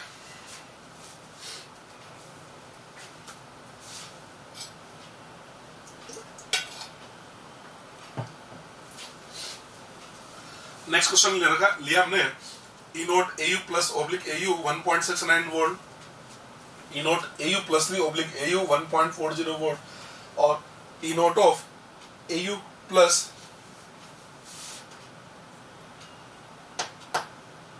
AU+3, इसका इनोड हमको पता लगाना है। अब मैंने दूसरे टाइप के क्वेश्चन ले लिए। तो ये क्वेश्चन किस टाइप के हैं, एक ये भी इलेक्ट्रोड है, ये AU+/AU का इलेक्ट्रोड है, ये AU+3/AU का इलेक्ट्रोड है, और हमसे AU+/AU+ इलेक्ट्रोड, यानी क्वेश्चन क्या आ रहे हैं, क्वेश्चन हमारे पास इस टाइप के आ गया कि दो इलेक्ट्रोड के पोटेंशियल दे रखे और थर्ड इलेक्ट्रोड का पोटेंशियल निकालना है। इनोड सेल का क्वेश्चन नहीं है, इनोड सेल नहीं है, सब इलेक्ट्रोड है, ये भी इलेक्ट्रोड है, ये भी इलेक्ट्रोड है, ये भी इलेक्ट्रोड है। यानी क्या क्वेश्चन है, क्वेश्चन ये आपको दो इलेक्ट्रोड के पोटेंशियल दे रखे और थर्ड इलेक्ट्रोड का पोटेंशियल आपसे पूछा जा रहा है। तो अपन इसे समझते हैं, एक तो हमको ये गिवन है, तो जो गिवन है उनकी रिएक्शन बनाते हैं। तो गिवन क्या है, AU+ से AU, ठीक है। मैं इनको सबको रिएक्शन की फॉर्म में लिखने जा रहा हूँ। AU+ इलेक्ट्रॉन, इस हमने ये AU बना दिया है। इसका जो E0 है वो हमको दे रखा है 1.69 वोल्ट, ठीक। दूसरा हमको दे रखा है AU+3 से AU बना दिया ना, तो +3 इलेक्ट्रॉन, ये हमने इसे AU बना लिया है। इसका जो E0 है वो हमको दे रखा है 1.40 वोल्ट, ये दे दिया हमको। अब हमको जो फाइंड करना है, ये तो नंबर 1 ले लिया, इसको मैंने बोल दिया नंबर 2। जो फाइंड करना है, जो हमको फाइंड करना है वो दे रखा है AU+1 से AU+3, इसको हमने लिख दिया AU+1 से AU+3, ये AU+3 +2 इलेक्ट्रॉन, इसका जो E0 है वो हमको पता लगाना है, ये क्वेश्चन दे रखा है, ठीक है। देखिए अब ये जो क्वेश्चन है ना, बेसिकली 11th क्लास में जो आपको बताते हैं थर्मोडायनामिक्स में हेस लॉ बताते थे, हेस लॉ में अपन करते थे ना कि किसी टारगेट को लाने के लिए हम एक से ज्यादा इक्वेशन को ऐड और सब्ट्रैक्ट करके लेके आ जाते थे। तो ये बिल्कुल उसी टाइप का क्वेश्चन है। एक तरह से हमको दो रिएक्शन दे रखी है और हमको ये लेकर आना है, तो क्या करना होगा, इनको ऐड और सब्ट्रैक्ट करेंगे। देखते हैं क्या करें। जो टारगेट है, टारगेट की लेफ्ट हैंड साइड में क्या चाहिए, Au+1 चाहिए, उधर क्या चाहिए Au+3। तो मेरे को दिखाई दे रहा है अगर मैं फर्स्ट में सेकंड को माइनस कर दूं तो मेरा काम हो जाएगा। फर्स्ट में सेकंड को माइनस कर दिया तो काम हो जाएगा। चलिए जी, अब आपने सोचा फर्स्ट में सेकंड को माइनस करना है। अब इसमें थोड़ी सी दिक्कत ये आती है, मैंने आपको बोला था कि जो इलेक्ट्रोड पोटेंशियल है वो एक इंटेंसिव प्रॉपर्टी होती है। इलेक्ट्रोड पोटेंशियल क्या है, एक इंटेंसिव प्रॉपर्टी है। और जो इंटेंसिव प्रॉपर्टी है इनको ना तो आप ऐड कर सकते हो ना ही सब्ट्रैक्ट कर सकते हो। ये जितने भी एडिशन है और जो भी सब्ट्रैक्शन है, ये जितने भी मैथमेटिकल टूल है ना, एडिशन सब्ट्रैक्शन, ये सब आपके एक्सटेंसिव प्रॉपर्टी के लिए एप्लीकेबल होते हैं। तो हमको क्या करना है, 1 में से 2 को माइनस करना है। इलेक्ट्रोड पोटेंशियल बोलता है कि मैं इंटेंसिव प्रॉपर्टी हूँ, ऐड नहीं, मेरे को सब्ट्रैक्ट नहीं कर सकते। तो हम क्या करेंगे, ये जो इंटेंसिव प्रॉपर्टी है इसको पहले चेंज करेंगे एक्सटेंसिव प्रॉपर्टी में। और एक होती है Gibbs energy delta G, energy मास पे डिपेंड करता है, एक्सटेंसिव प्रॉपर्टी है। तो हम सबसे पहले क्या करेंगे, डेल्टा जी जो होता है ना, डेल्टा जी का फॉर्मूला होता है -NFE। तो हम सबसे पहले क्या करेंगे, हम सबसे पहले ये जो इंटेंसिव प्रॉपर्टी है, इस इंटेंसिव प्रॉपर्टी को चेंज करेंगे एक्सटेंसिव प्रॉपर्टी है। इसका मतलब हम इसको चेंज करेंगे डेल्टा जी के अंदर। देखो सर, हमने लिखा इसका डेल्टा जी, इसको लिख देते हैं डेल्टा G1 नोट, इसको मैं लिख देता हूँ डेल्टा G2 नोट, और इसके लिए लिख देता हूँ मैं डेल्टा G3 नोट। ये डेल्टा G3 नोट लिख दिया। डेल्टा जी -NFE, माइनस की जगह माइनस, तीनों को एक साथ लेके चलते हैं। n इसमें एक इलेक्ट्रॉन है, एक electron into F into E, ये 1.69 हो गया। सेकंड वाले का -NFE, इसमें कितना इलेक्ट्रॉन है, 3 electron into F into E की जगह लिख दिया 1.40 -NFE, इसके 2 electron into F into E note. ये मेरे को पता लगाना ही है। चलिए, आपने क्या देखा, फर्स्ट में सेकंड को माइनस करेंगे तो थर्ड आ रहा है, यानी आपको करना क्या है, आपको इक्वेशन नंबर 1 जो है, आपको क्या करना है, ये जो इक्वेशन नंबर 1 है, इक्वेशन नंबर जो 1 है इसमें से इक्वेशन नंबर 2 को माइनस करना है। आपका इक्वेशन नंबर ये 3 आ जाएगा। 1 में से 2 को माइनस करने का मतलब है डेल्टा G1 नोट में से अगर हम डेल्टा G2 नोट को माइनस कर दें तो हमको मिल जाएगा डेल्टा G3 नोट। अभी जो delta G1, delta G2, delta G3 इनकी वैल्यू पुट करें तो देखो क्या मिलेगा, delta G1 naught -1 into F into 1.69, delta G2 plus 3 into F into 1.40 equal to -NFE -2 into F into E naught. यहाँ तक पहुंच गया। देखिए F से हमारे F सारे कैंसिल हो गए हैं, इस माइनस को उधर भेज दिया तो हमारे पास आ रहा है 2 E naught equal to minus इधर भेज दिया तो ये बन जाता है 1.69 माइनस 4.20। हमको लाना है E नोट, तो E नोट आ जाता है 1.69 माइनस 4.20 अपॉन 2 वोल्ट। आप इसको सोल्व कर लेना, इस क्वेश्चन का आंसर आ जाता है। ठीक है, तो जब इस टाइप के क्वेश्चन आए, इन टाइप के क्वेश्चन को डायरेक्ट माइनस नहीं करें। ये इंटेंसिव प्रॉपर्टी होती है इलेक्ट्रोड पोटेंशियल, तो सबसे पहले इस इंटेंसिव प्रॉपर्टी को हम चेंज करेंगे एक्सटेंसिव प्रॉपर्टी में, मतलब इसको डेल्टा जी में कन्वर्ट करके ही इस टाइप के क्वेश्चन को सोल्व करना है। ठीक है जी, आप इसको नोट कर लो। इसी टाइप का एक क्वेश्चन और सोल्व कर लेते हैं।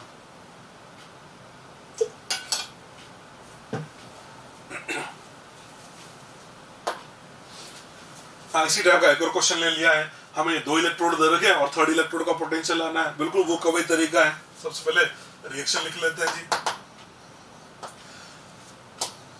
कॉपर +1 से कॉपर बनाना, बैलेंस करते हुए लिखना है इलेक्ट्रॉन। इसका जो E नोट है वो हमको दे रखा है 0.52 वोल्ट, तो इसको मैंने डेल्टा G1 बना दिया। Delta G1 -NFE -1 into F into 0.52, ये आ गया नंबर 1। सेकेंड कॉपर +2 से कॉपर बना दिया, ये लीजिए कॉपर +2 इलेक्ट्रॉन, सबने ये कॉपर बना दिया है। इसका E नोट हमको दे रखा है 0.34 वोल्ट, इसके लिए लिख देता हूँ delta G2 note -NFE -2 into F into 0.34। ठीक है, ये हमारे पास सेकेंड नंबर आ गया। अब जो हमारा टारगेट है टारगेट टारगेट इक्वेशन को लिखे हम, टारगेट लिखा हमने, टारगेट कॉपर +2 से कॉपर +1, ये टारगेट बन गया। कॉपर +2 प्लस इलेक्ट्रॉन, इससे हमने बना दिया कॉपर +1, इसका ई नोट हमको लेकर आना है, इसके हम लिख देते हैं delta G3 naught minus NFE minus 1 into F into E naught, ये लेकर आना है। ठीक है, अब थर्ड लाना है। अब हमको देखना है फर्स्ट सेकंड का क्या करेगी, थर्ड आ जाए। तो अब इधर देखो, जो टारगेट है ना, इसकी लेफ्ट हैंड साइड में हमको चाहिए कॉपर +2, इधर चाहिए कॉपर +1। कॉपर +2 हमको सेकंड देगा, कॉपर +1 हमको फर्स्ट देगा, पर ये लेफ्ट में देगा, राइट में चाहिए। इसका आप इक्वेशन नंबर जो 2 है ना, इसमें से इक्वेशन नंबर 1 माइनस कर दीजिए, आपका इक्वेशन नंबर थर्ड आ रहा है। तो आप क्या काम करें, डेल्टा G2 नोट में से डेल्टा G1 नोट को माइनस करें, ऐसा करने से ये डेल्टा G3 नोट आ जाता है। डेल्टा G2 नोट इसको लिखा हमने -2 into F into 0.34, delta G1 naught minus plus 1 into F into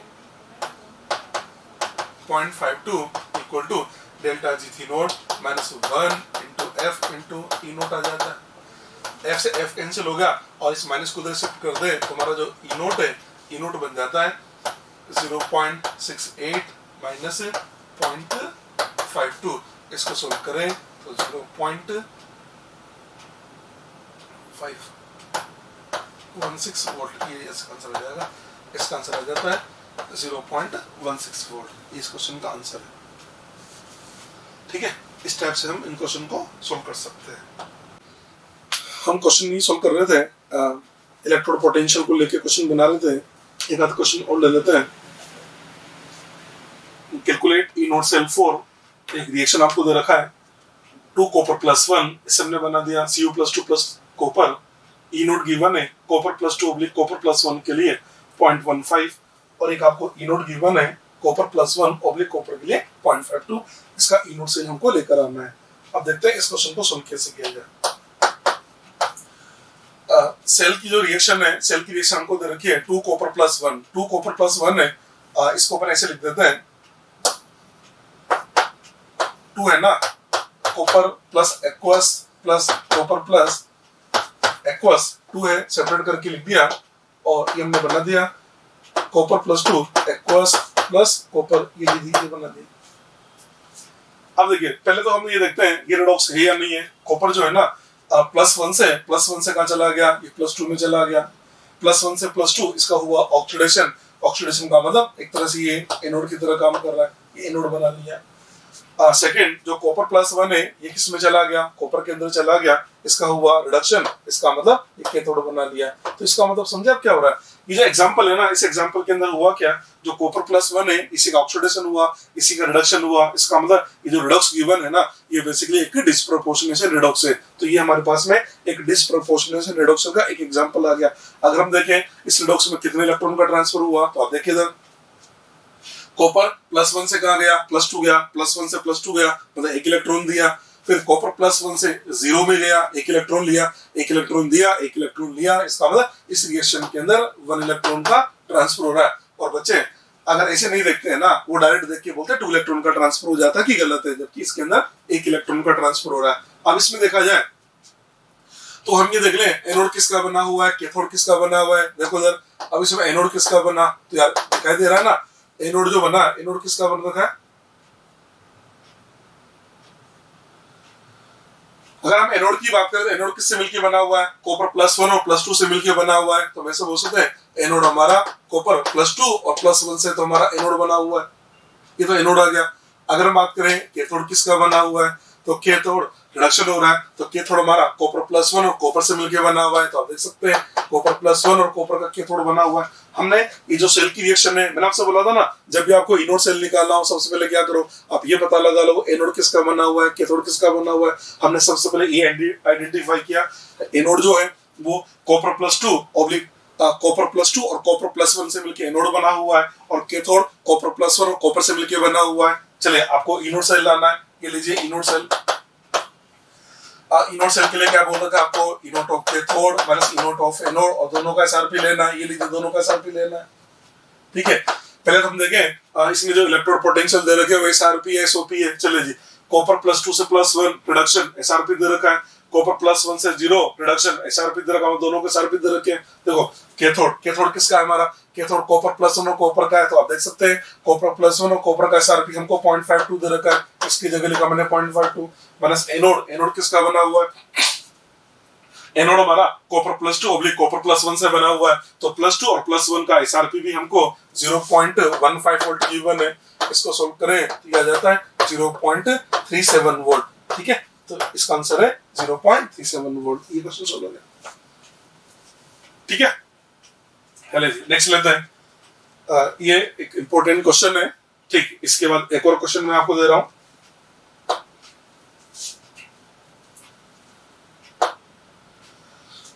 calculate E naught cell for 2 copper +1 से कॉपर +2 प्लस कॉपर बना दिया।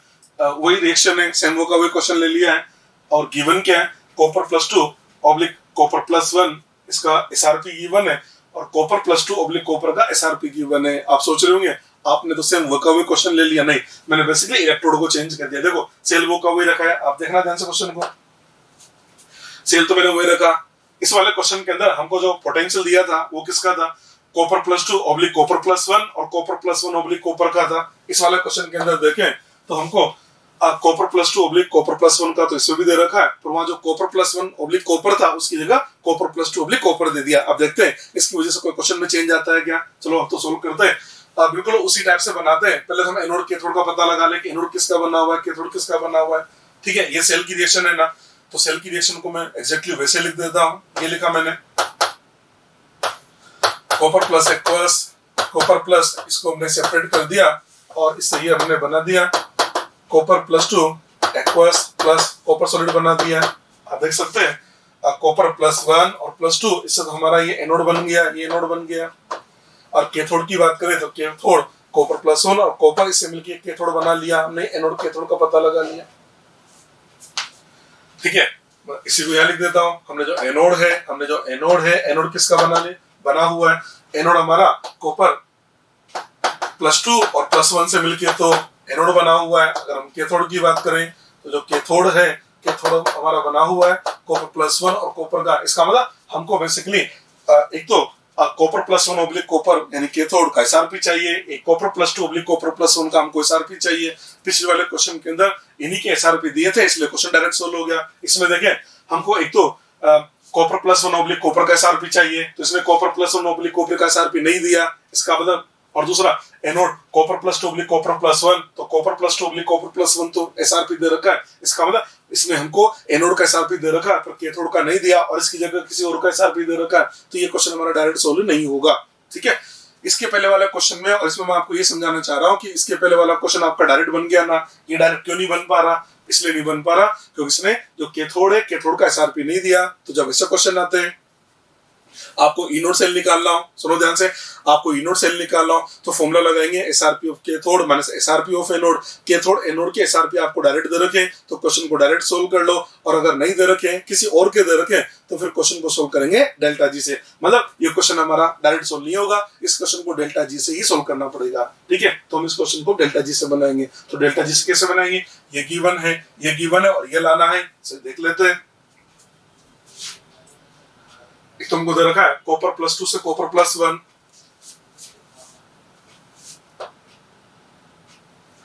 ठीक है।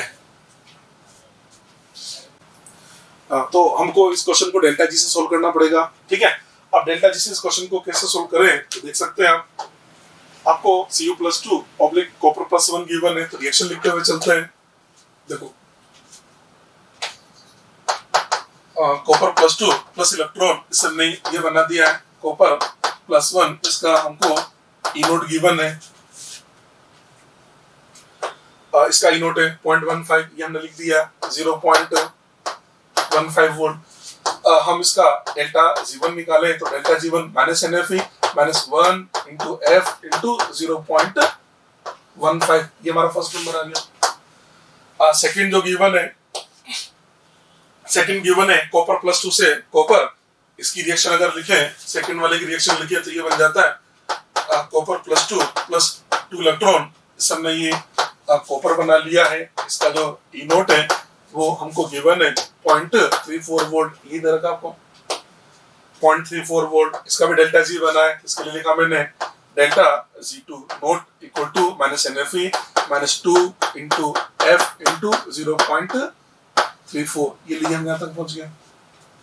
ठीक है, अब हमें जो कैलकुलेट करना है उसको लिख देते हैं, उसको हमने बोल दिया टारगेट इक्वेशन। तो टारगेट क्या है, तो टारगेट हमारा यही है 2 कॉपर प्लस 1 एक्वस, इसे हमने बना दिया है copper plus 2 aqueous plus copper solid बना दिया, इसके अंदर 1 इलेक्ट्रॉन का ट्रांसफर हो रहा है।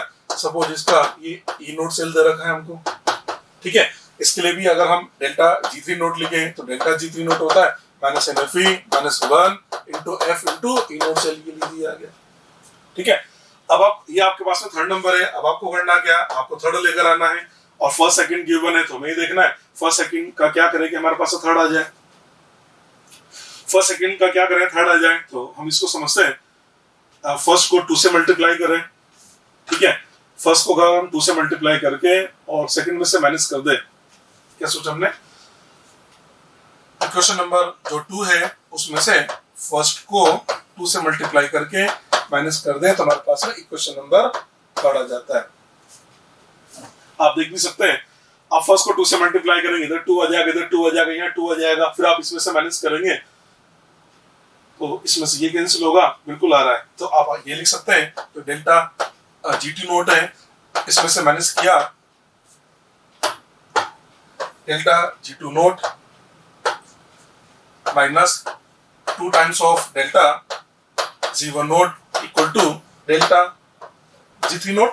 वैल्यू पुट करें, डेल्टा G2 नोट को लिखा मैंने minus 2 into F into 0.34 minus 2 times of delta G1 naught है minus minus plus 1 into F into 0.15 equal to delta G3 naught minus 1 into F into E naught से यहाँ तक पहुंच गए। F से हमने सारे F कैंसिल कर दिया और इस माइनस को भी इधर भेज दिया, हमारे पास यह जाता है ई नोट सेल जो है, ई नोट सेल ये बन जाएगा, माइनस को इधर करें तो ये बनेगा 0.68 माइनस 0.30 और इसको सोल्व किया इस क्वेश्चन का आंसर आ जाता है 0.38 वोल्ट। ये इस क्वेश्चन का आंसर आ गया 0.38 वोल्ट। ठीक है, आगे समझ में आपको ये वाला क्वेश्चन और इसके पहले वाला क्वेश्चन बहुत इंपॉर्टेंट है। अब आपको ये भी समझ में आ गया होगा क्वेश्चन को कब डेल्टा जी से बनाएंगे और कब डायरेक्ट बना देंगे। ठीक है, नेक्स्ट समझते हैं। देखिए, हमने आपसे अभी तक जो डिस्कस किया ना, वही डिस्कस कर लिया। इलेक्ट्रोड पोटेंशियल की भी बात करी हमने, आपसे सेल की एमईएफ की भी बात करी। तो हमने अभी जो लिया वो आपसे क्या बोला कि एक मेटल की रोड है, उसको मेटल आयन के सॉल्यूशन में डिप कर दिया और जो मेटल आयन है उसका कंसेंट्रेशन रखा हमने 1, टेम्परेचर रखा 25 डिग्री और गैस इलेक्ट्रोड है तो प्रेशर लिया हमने 1 बार। इसका मतलब ये सारे डेटा हमने स्टैंडर्ड ले लिए, तो उससे जो पोटेंशियल आया वो स्टैंडर्ड इलेक्ट्रोड पोटेंशियल होगा। अगर सेल है तो स्टैंडर्ड ईएमएफ होगा। तो जो स्टैंडर्ड इलेक्ट्रोड पोटेंशियल है वो तो स्टैंडर्ड है, उसकी वैल्यू तो हमको इसी से मिल जाएगी। अब हम क्या करना चाह रहे हैं, हम ये करना चाह रहे हैं जैसे मान लो सपोज आपने क्या किया, जिंक को जिंक आयन में डिप कर दिया।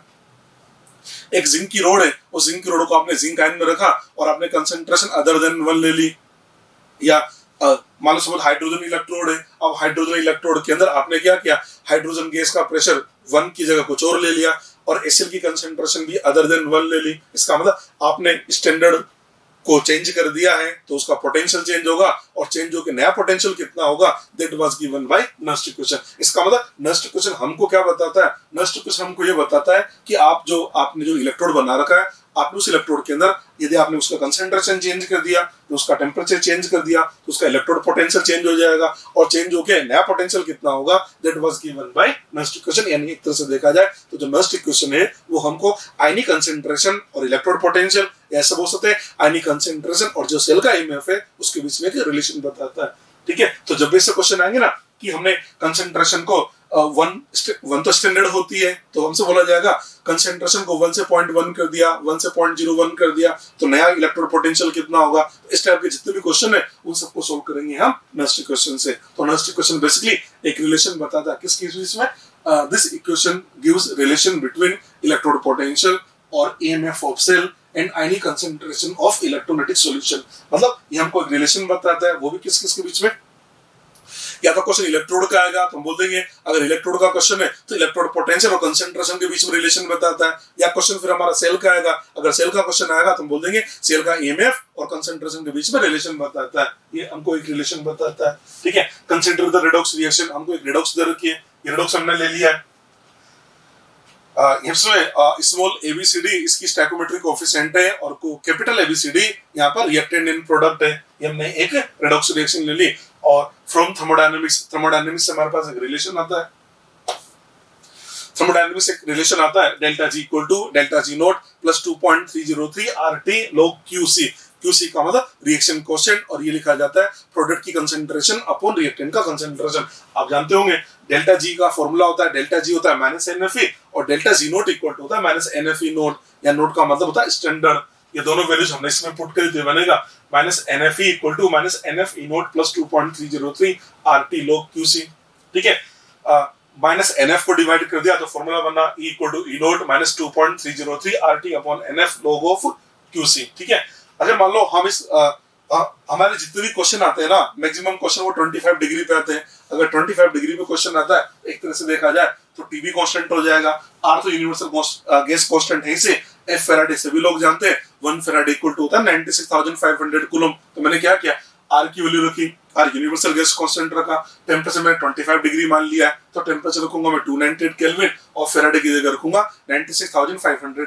ठीक है, तो एक तरह से आर 2.303 T और F ये सब कांस्टेंट है, इन सब की वैल्यू पुट करते हैं तो इसका मल्टीपल हमको देता है 0.0591। तो हमने क्या किया, इन सब की जगह रख दिया 0.0591, तो हमारा फॉर्मूला बन जाएगा E equal to E naught minus 0.0591 upon N log of QC। हम इसको लिख सकते हैं E equal to E naught minus 0.0591 upon N log, इसकी जगह लिखा हमने प्रोडक्ट की कंसंट्रेशन अपॉन रिएक्टेंट की कंसंट्रेशन। ये नेक्स्ट क्वेश्चन है, अब हमको इसको याद कर लेना है। यहाँ पर QC का मतलब रिएक्शन कोएफिशिएंट होता है, इसमें N होता है number of transferred electron, E क्या है। अब जो क्वेश्चन आएगा या तो इलेक्ट्रोड का आएगा या सेल का आएगा। अगर इलेक्ट्रोड का क्वेश्चन आया E का मतलब है इलेक्ट्रोड पोटेंशियल और E नोट का मतलब स्टैंडर्ड इलेक्ट्रोड पोटेंशियल, और अगर E का मतलब है इलेक्ट्रोड पोटेंशियल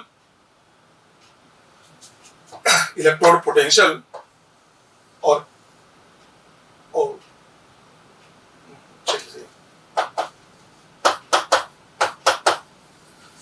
E जो है ना, अगर इलेक्ट्रोड का क्वेश्चन आ रहा है, इलेक्ट्रोड का क्वेश्चन है तो E का मतलब क्या है, इलेक्ट्रोड पोटेंशियल, और E नोट का मतलब है स्टैंडर्ड इलेक्ट्रोड पोटेंशियल। और क्वेश्चन अगर सेल का आ गया तो E का मतलब है EMF ऑफ सेल और E नोट का मतलब है स्टैंडर्ड EMF ऑफ सेल। और स्टैंडर्ड EMF निकालने का तरीका मैं आपको बता चुका हूँ, स्टैंडर्ड EMF E नोट सेल होता है ना SRP of cathode minus SRP of anode. ठीक है,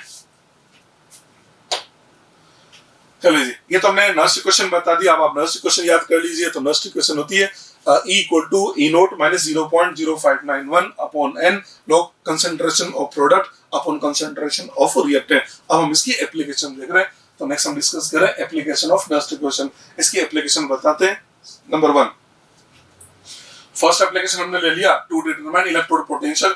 एक इलेक्ट्रोड है, उस इलेक्ट्रोड का इलेक्ट्रोड पोटेंशियल डिटरमाइन करना है। मतलब क्या है कि आपने जैसे कोई भी एक इलेक्ट्रोड है, जैसे जिंक है, जिंक को जिंक आयन में डिप करके रखा और आपने कंसंट्रेशन चेंज कर दी तो इलेक्ट्रोड पोटेंशियल चेंज हो जाएगा। तो चेंज होकर नया पोटेंशियल कितना होगा वही हम पता लगाना चाह रहे हैं। इसको हम एक जनरल एग्जांपल से समझ लेते हैं। इन जनरल हमने क्या किया, जनरल एक मेटल M है, उसको उसी के आयन M+N के अंदर डिप कर दिया है। एक मेटल की रोड है M, जिसको हमने क्या किया, उसी के आयन M+N के अंदर डिप करके और हम उसका इलेक्ट्रोड पोटेंशियल देखना चाह रहे हैं। तो हमने क्या बोला, जब भी इलेक्ट्रोड का क्वेश्चन आए सबसे पहले आप रिएक्शन रिडक्शन के लिए कहोगे। ये लीजिए इन जनरल हमने इस जनरल मेटल की जो जनरल है रिएक्शन वो हमने रिडक्शन के लिए किए। तो रिडक्शन का जनरल इक्वेशन बना M+N aqueous plus N electron, इसका रिडक्शन हुआ, N इलेक्ट्रॉन का ट्रांसफर, M का फॉर्मेशन हो गया। ये रिडक्शन की रिएक्शन लिखनी है। तो आपको ये स्टेप्स बता रहे हैं क्वेश्चन सॉल्व करने की। यही स्टेप है कि जब भी इलेक्ट्रोड का क्वेश्चन आए सबसे पहले उसकी रिडक्शन की रिएक्शन लिखो। हमने रिडक्शन की रिएक्शन लिख दी है। अब इसके लिए नेक्स्ट क्वेश्चन अप्लाई करेंगे। Next question E equal to E naught minus 0.0591 upon N log product upon reactant. Product में M सॉलिड लिखा जाएगा और रिएक्टेंट M+N एक्वस लिखा जाएगा। अब ये रिएक्शन हमने रिडक्शन के लिए, तो यहाँ जो E है, E इलेक्ट्रोड का क्वेश्चन है ना, तो है तो इलेक्ट्रोड पोटेंशियल, पर आपने रिडक्शन लिखा इसलिए बोलेंगे रिडक्शन पोटेंशियल। इसकी E की जगह लिखा मैंने ERP और E नोट और ई नोट की जगह लिखा हमने ई नोट आरपी। ई नोट आरपी का मतलब होता है एसआरपी। ठीक है, आप जानते हैं जो प्योर मेटल है उनके एक्टिव मासेज 1 लिए जाते हैं, तो इस m की जगह हम क्या रखेंगे 1, m की जगह 1 रखा तो फॉर्मूला बना हमारा E reduction potential equal to E naught reduction potential minus 0.0591 upon n log 1 upon m plus. ठीक है, ये माइनस को प्लस बना है तो इसको ऊपर ले जाए तो ये बन जाता है E reduction potential equal to E naught reduction potential plus minus को प्लस बना दिया 0.0591 upon n log metal n की कंसंट्रेशन। ये हमारे पास एक फॉर्मूला बन गया। ठीक है, इसमें जो ई नोट आरपी है ये एसआरपी होता है, ये तो वैल्यू कांस्टेंट होगी, ये तो हमको इसी से मिलेगी। अब देखो अगर मैं मेटल आयन का कंसंट्रेशन इंक्रीज करता हूं, देखो उधर अगर मैं मेटल आयन का कंसंट्रेशन इंक्रीज करूंगा, इन दोनों के बीच में प्लस का साइन है, ये कांस्टेंट है। इसका मतलब अगर मेटल आयन का कंसंट्रेशन इंक्रीज करोगे तो रिडक्शन पोटेंशियल भी इंक्रीज होगा। रिडक्शन पोटेंशियल इंक्रीज होगा, ऐसा बोल दीजिए ऑक्सीडेशन पोटेंशियल डिक्रीज होगा। दूसरा, अगर आप मेटल आयन का कंसंट्रेशन डिक्रीज कर रहे हैं तो रिडक्शन पोटेंशियल डिक्रीज होगा, या फिर से बोल सकते हैं ऑक्सीडेशन पोटेंशियल इसका इंक्रीज हो जाएगा। ठीक है, ये हमने आपको इसकी फर्स्ट एप्लीकेशन बताई। फर्स्ट एप्लीकेशन के अंदर हमने एक ग्राफ भी बना दिया reduction potential versus log m plus n की कंसंट्रेशन। तो क्या काम करें, ये आपने फॉर्मूला लिखा, इसको y equal to mx plus c से कंपेयर किया तो y स्केल पे तो ये आ गया, c इंटरसेप्ट ये बना, x की जगह ये लिखा हुआ है, स्लोप आ गया 0.0591 अपॉन n। इसका ग्राफ एक स्ट्रेट लाइन बनेगी जिसका स्लोप पॉजिटिव होगा और उसके साथ साथ y स्केल पे एक इंटरसेप्ट भी होगा। इंटरसेप्ट होके एक लाइन बन गई, इंटरसेप्ट आ जाएगा ई नोट आरपी जिसको बोलता है एसआरपी, ये इसका ग्राफ बन जाता है। कई बार इसके ग्राफ भी बना के क्वेश्चन बना देता है, तो हमेशा सॉल्व कर लेंगे। ठीक है जी, सेकंड एप्लीकेशन पे चलते हैं। सेकंड एप्लीकेशन हमने ले लिया to determine EMF of cell. हम सेल का ईएमएफ पता लगाना चाहते हैं। ठीक है, नेक्स्ट क्वेश्चन ये होती है cell equal to E naught cell minus 0.0591 upon n log product का कंसंट्रेशन अपॉन रिएक्टेंट का कंसंट्रेशन, ये होता है। अब हमको एक एग्जांपल लेके समझा देता हूं। मैंने डेने सेल ही ले लिया है, जिंक प्लस कॉपर प्लस 2 से बना दिया, zinc plus 2 plus copper solid बना दिया, इसमें 2 इलेक्ट्रॉन का ट्रांसफर हो रहा है। इसके लिए नेक्स्ट इक्वेशन लगाएंगे तो E equal to E naught. अब देखो ये रिएक्शन सेल की है ना, तो मैंने E की जगह ई सेल लिख दिया है। अगर इलेक्ट्रोड का होता तो मैं रिडक्शन की रिएक्शन लिखता और यहाँ आरपी लिख देता। रिएक्शन किसका है, अब रिएक्शन सेल का है तो सेल में तो ऑक्सीडेशन रिडक्शन दोनों होंगे, तो सेल में मत बोलना कि रिएक्शन रिडक्शन की लिखोगे, ये कब बोलेंगे रिएक्शन रिडक्शन की लिखेंगे जब क्वेश्चन इलेक्ट्रोड का आता है। अगर सेल का क्वेश्चन आ रहा है तो ये मत बोलना रिडक्शन लिखेंगे, सेल का क्वेश्चन आए तो बोलना सेल की रिएक्शन लिखेंगे। हमने सेल की रिएक्शन लिख दी, तो E cell equal to E naught cell minus 0.0591 upon 2 electron का ट्रांसफर हुआ, लॉग प्रोडक्ट हमको रिएक्टेंट, प्रोडक्ट के अंदर जिंक आ गया, रिएक्टेंट में कॉपर आयन आ गया, और सॉलिड के एक्टिव मासेज 1 होते हैं इसलिए हमने इनको नहीं लिया है।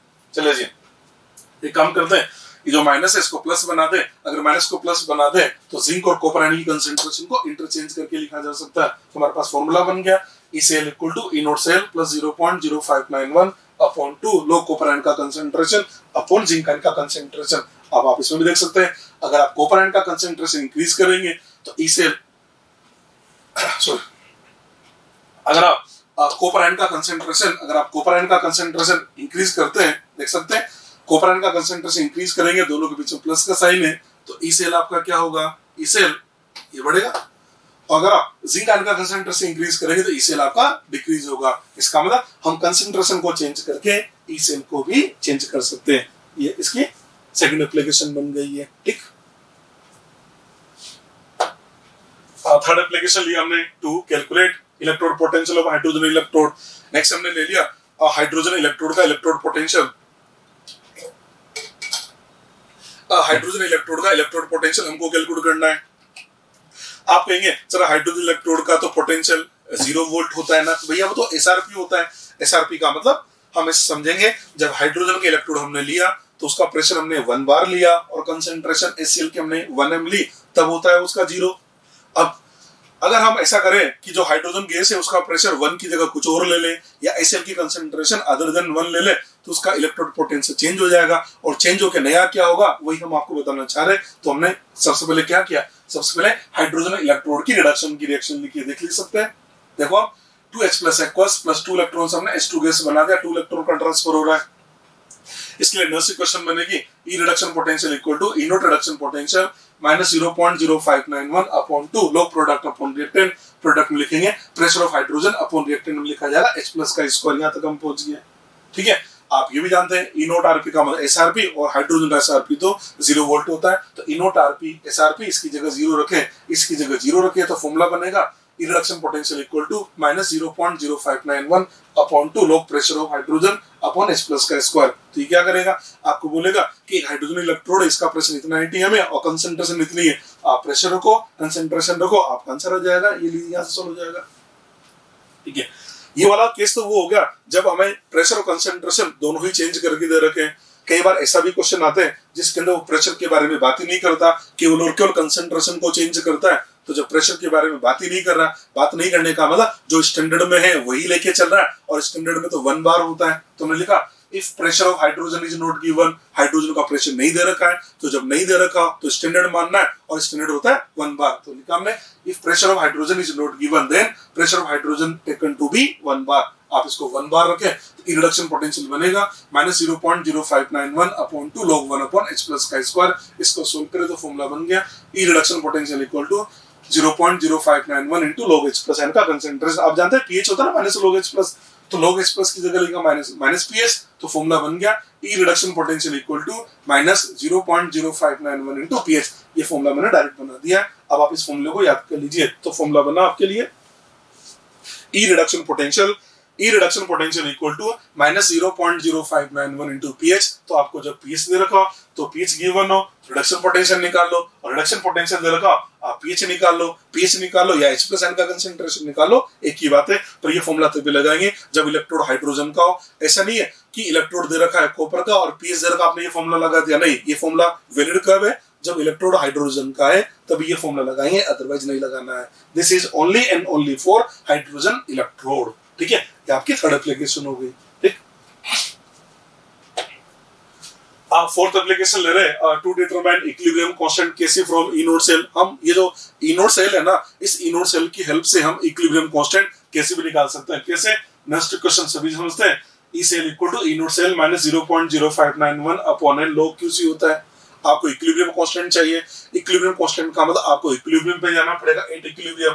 सेल में इक्विलिब्रियम का क्या मतलब है, सेल में इक्विलिब्रियम का मतलब है अब सर्किट में कोई करंट फ्लो नहीं होगी। At equilibrium means no current flow in circuit. Cell में इक्विलिब्रियम का मतलब है सर्किट में कोई करंट फ्लो नहीं होगी। जब सर्किट में करंट ही फ्लो नहीं होगी तो भैया ई सेल 0 होगा। ई सेल बोला है, ई नोड सेल नहीं बोला है। ई सेल 0 होगा, इसका मतलब इस मामले में ई सेल की जगह 0 रखो। अब इक्विलिब्रियम है तो क्यूसी की जगह रखो आप केसी। ठीक है, दोनों वैल्यू पुट करते हैं तो फॉर्मूला आ जाता है E naught cell equal to 0.0591 upon n log KC. ये फॉर्मूला बना, फॉर्मूला याद रख लेना है। इसी फॉर्मूले को आगे लेके चलते हैं। इस n को इधर मल्टीप्लाई कर दिया तो देखिए नेक्स्ट स्टेप हमारी क्या बनी। n को इधर मल्टीप्लाई किया, nf को इधर मल्टीप्लाई किया तो ये बन जाएगा। अच्छा, पहले तो हम 0.059 को वापस रख देते हैं, 2.303 RT अपॉन f ये रख दिया। अब इस nf को मल्टीप्लाई किया तो बनेगा nf E naught cell equal to 2.303 RT log Kc, और जो nf ई नोड सेल है इसकी जगह लिखा माइनस डेल्टा जी नोट। तो डेल्टा जी नोट और माइनस को इधर भेज दिया तो फॉर्मूला बन जाता है delta G naught equal to -2.303 RT log Kc। ये वाला फॉर्मूला भी बहुत इंपॉर्टेंट है। अब हमने इतने सारे जो फॉर्मूले बताए ना, पता किस किस के बीच में रिलेशन आ रहे हैं। ये आ रहा है, एक तो हमारा ई नोड सेल, एक आ रहा है केसी, और एक हमारे पास आ रहा है डेल्टा जी नोड। आप देखो ई नोड सेल और डेल्टा जी नोड के बीच में रिलेशन आ रहा है, delta G naught equal to minus NF E naught cell. दूसरा केसी और डेल्टा जी नोड की बात करें, इनके बीच में रिलेशन बना delta G naught equal to -2.303 RT log Kc। और अगर हम केसी और ई नोड सेल के बीच में देखें, इनके बीच में रिलेशन बनता है E naught cell equal to 0.0591 upon n log Kc। इनके बीच में रिलेशन बन जाता है। समझ में आपको? ठीक है,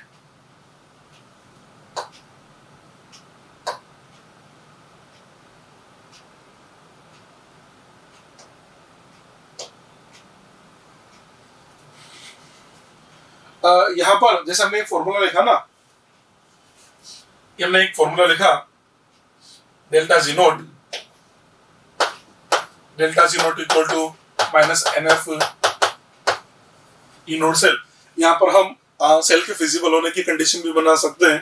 ठीक है, जैसे अगर ई नोड सेल हमारा पॉजिटिव, ई नोड सेल क्या होगा, या तो ई नोड सेल हमारा पॉजिटिव होगा या फिर ई नोड सेल हमारा नेगेटिव होगा। समझ लेना भाई।